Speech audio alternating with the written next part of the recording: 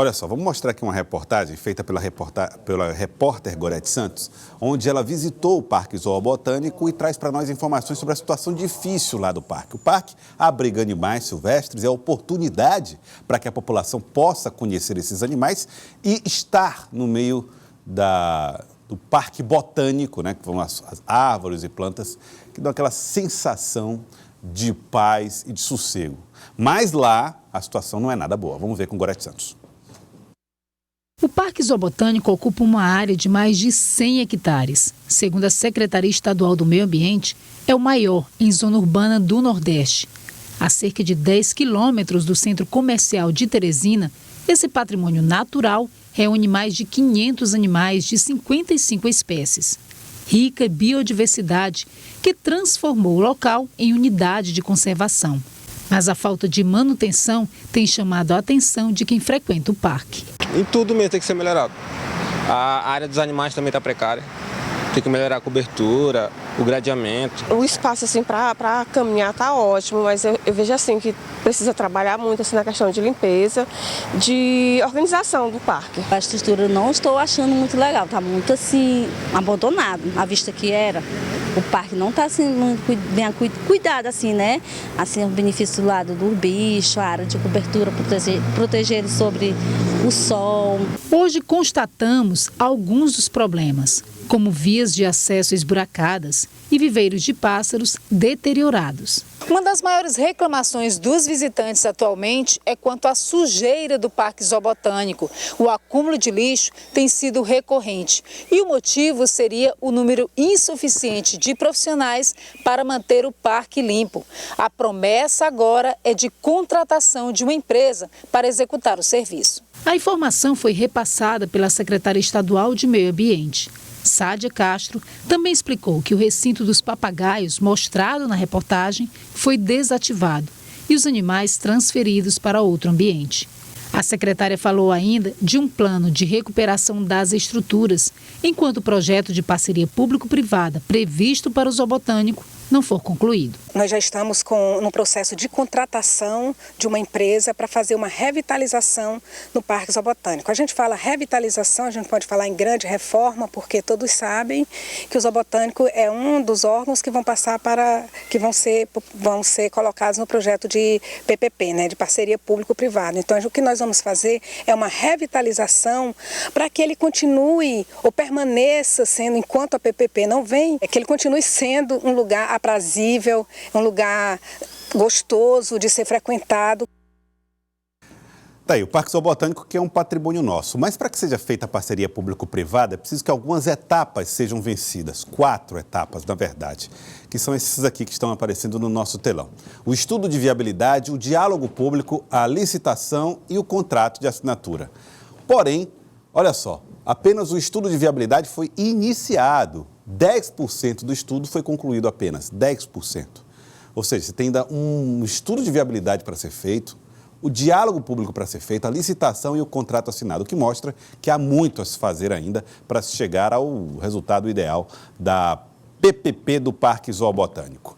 Vamos então continuar tratando deste assunto. A repórter Gorete Santos, que fez a reportagem hoje pela manhã, vai conversar agora com a superintendente de projetos do Estado para dizer: vai demorar ou não, Gorete Santos, essa parceria público-privada? Boa tarde. Boa tarde, Gelson, a você e a todos que nos acompanham. Todo o processo de PPP normalmente ele é complexo e demorado, mas pelo menos a gente traz uma boa notícia neste momento. O estudo que a gente viu aí em apenas 10%, a gente teve uma correção neste momento pela superintendente de parcerias e concessões, Viviane Moura, de que já foi finalizado. Portanto, houve, na verdade, um erro no próprio site da Suparc que não atualizou essa informação. E a gente trata com ela agora sobre esse assunto. Está aqui ao meu lado, a Viviane Moura, estava já corrigindo essa informação de que os estudos já foram concluídos e agora deve passar por uma nova fase. O que a gente tem previsto a partir de agora? Boa tarde. Boa tarde. Bom, a gente terminou toda a fase de estruturação dos estudos. O estudo mais difícil nesse projeto era o estudo de engenharia, em razão de se tratar de um bioparque. E aí tem algumas características próprias do próprio do próprio perfil do empreendimento que a gente tinha que respeitar. Então, foi uma etapa mais demorada, mas a gente concluiu, estamos aguardando só a reunião do Conselho Gestor. Essa reunião acontecendo e o Conselho Gestor aprovando, a gente já parte para a audiência e consulta pública. A informação no site, ela é ainda do começo dos estudos. A gente costuma atualizar quando a gente parte para a audiência e consulta. Mas como ela gera várias informações e a nossa forma de dar transparência para a sociedade com relação à evolução dos projetos, eu já pedi que atualizasse.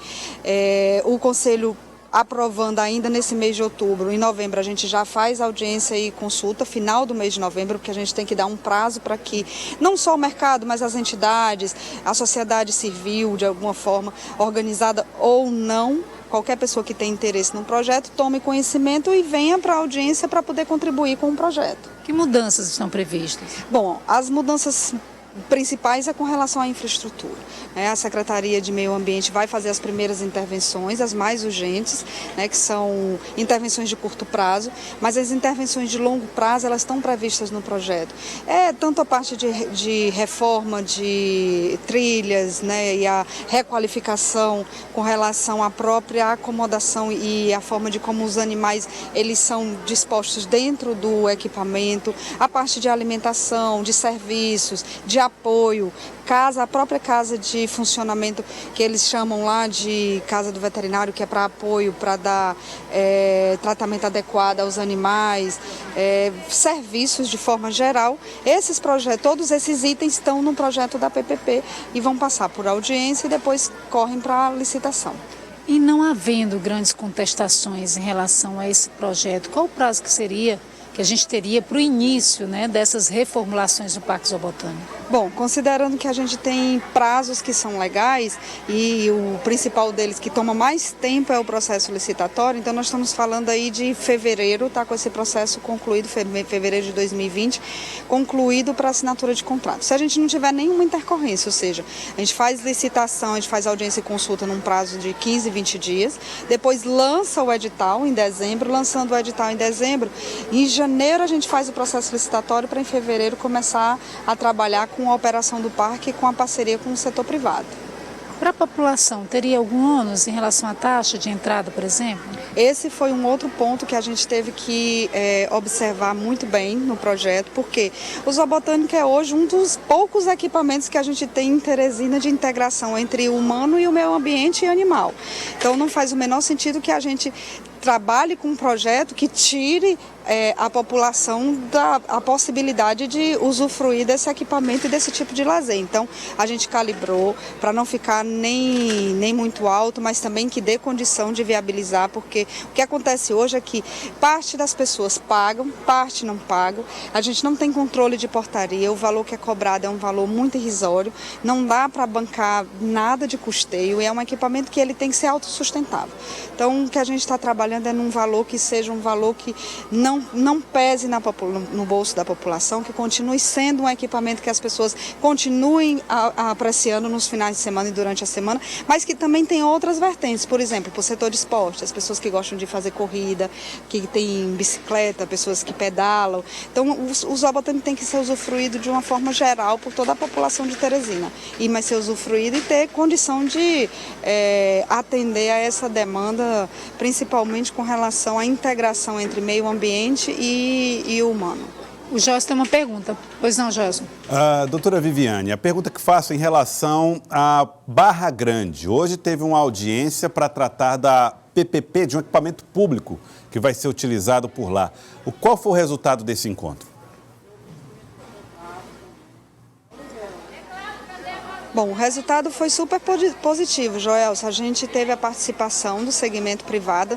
A gente passou por 2 fases de audiência nesse projeto. A gente fez uma audiência lá em Barra Grande para ouvir a comunidade, que vai ser beneficiada com o projeto, para ouvir os vereadores e o prefeito. E fizemos essa audiência de hoje, que é a audiência para ouvir mercado, mais para ouvir o segmento privado, as empresas interessadas. Foi positivo, a gente recebeu várias contribuições, vamos considerar, inclusive, algumas delas, porque a gente sabe que é para melhorar a competitividade e isso é importante para o Estado. Essa fase de audiência, para nós, ela tem uma relevância dentro do projeto de estruturação desses estudos, porque ela faz com que a gente sinta não só o mercado, mas a gente sinta também se as pessoas estão interessadas e se a população compreendeu bem o instituto que vai ser utilizado para a gestão do terminal. É um equipamento importante para Barra Grande. A gente conseguiu explicar, inclusive, algumas alterações que vão existir, a gente acredita que em 2020, com relação ao próprio trânsito dentro da área da praia e da cidade de Cajueiro da Praia. Foi positivo e espero que o resultado ele se configure e se concretize na licitação. Muito obrigada, então, a Viviane Moura, ela que é superintendente de parcerias e concessões do Governo do Estado, trazendo informações aí, tanto sobre a PPP do Zoobotânico e agora também as informações acerca desse mais recente equipamento lá em Barra Grande. Joelson.